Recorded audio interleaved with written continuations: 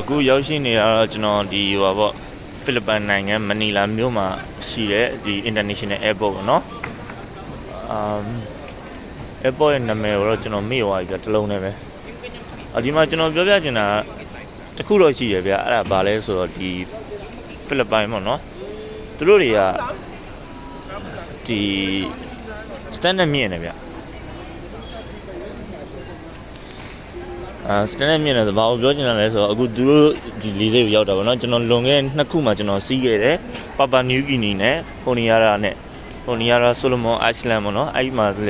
လေးစိတ်မှာလည်းကျွန်တော်စီးခဲ့တယ်ပေါ့အဲ့မှာသူတို့လေးစိတ်တွေကတော့ကြတော့တေးလေးပေါ့နော်ဒီတေးလေးဆိုတော့သူတို့နိုင်ငံတွေကလည်းတေးလို့လည်းပါမှာဒါပေမဲ့ဒီဖိလစ်ပိုင်လေးစိတ်ကကျွန်တော်တို့ဒီရန်ကုန် international airport ရဲ့ standard ကိုမှီတယ်အဲ့လိုတော့ကြော်တယ်လို့ကျွန်တော်ပြောလို့ရတယ်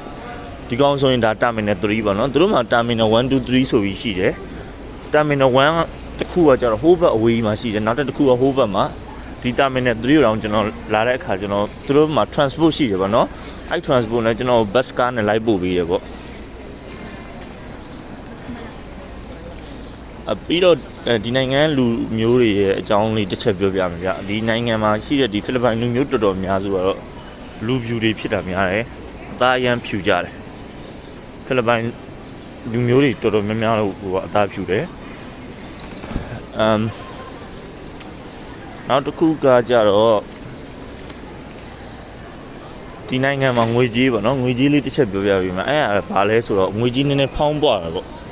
ဟိုနိုင်ငံမှာအခုဆိုရေဘူးတဘူးကိုဗျာဟိုလောက်ပေးရကျွန်တော်တို့ဒီ30 pass လို့ခေါ်တော့အဲ့လိုမျိုး30ပေါ့နော်ရေဘူးတဘူးကို30ပေးရတယ်အဲ့လိုမျိုးသမင်းတပွဲကို100ကျော်နဲ့အဲ့လိုမျိုးပေါ့ဗျာအဓိကသူတို့ကလည်းကျွန်တော်တို့လိုပဲငွေကြေးဖောင်းပွားပြီးသူတို့ရဲ့ငွေကြေးတန်မိုးကကြတော့နေနေပေါ့ US ဒေါ်လာဆိုရင် US ဒေါ်လာဆိုရင်တော့ဖိလစ်ပိုင်ငွေကြေးနဲ့ဆိုရင်တော့$58လောက်58 passport เนาะအဲ့လောက်တော့ပေါက်တယ်အကျောင်းငွေကြေးထက်ဆိုရင်တော့နဲဆိုင်တော့အများကြီးတော့ကွာဟိုဒါပေမဲ့သူတို့ကနည်းနည်းလေးအဟိဟန်တော့ရှိသေးတယ်ဗျဆိုလေဒီသူတို့ရှိမှာအခုဒီမှာဘော်ရိုင်း pass ရဖို့တော့အကုန်လုံးအဲ့မှာတန်းစီနေတဲ့လူတွေကလည်းအများကြီးပဲinternational ဒီဖိလစ်ပိုင်က international airport ကလည်း standard တော်တော်လေးမှီတယ်လို့ပြောလို့ရတယ်ဗျ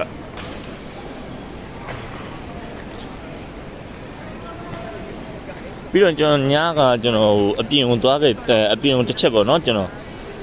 ဟိုသွားလိုက်သေးတယ်အဲ့မှာကျွန်တော်တွေ့ရတာဒီမှာဟိုပေါ့ဆိုင်ငယ်တွေရှိတယ်ပေါ့နော်အသုံးပြုနေတဲ့ဆိုင်ငယ်တွေပါတယ်အားလုံးကတကယ်ကောင်းတဲ့အရာတွေပေါ့ကျွန်တော်နိုင်ငံမှာဆိုရင်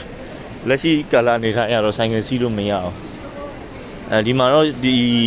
ဒါပေမဲ့ကျွန်တော်စင်ငယ်စီးလို့ရခဲ့တဲ့ကာလတွေတုန်းမှာတော့အဲ့လောက်ကောင်းတဲ့ဆိုင်ငယ်တွေမျိုးမတွေ့ကြဘူးဒါဒီနိုင်ငံမှာကယ်ရီလောက်ပဲသုံးတဲ့ဆိုင်ငယ်တွေဘယ်မှာတော့သူတို့ရှိရလမ်းတွေပေါ့